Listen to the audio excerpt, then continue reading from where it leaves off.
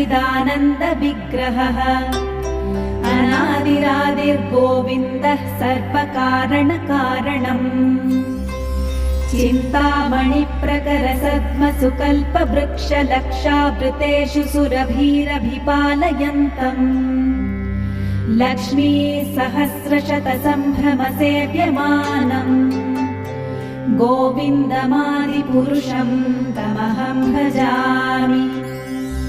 वेणुं क्वणन्तमरविन्ददलायताक्षं बर्हावतं समसिताम्बुदसुन्दराङ्गम्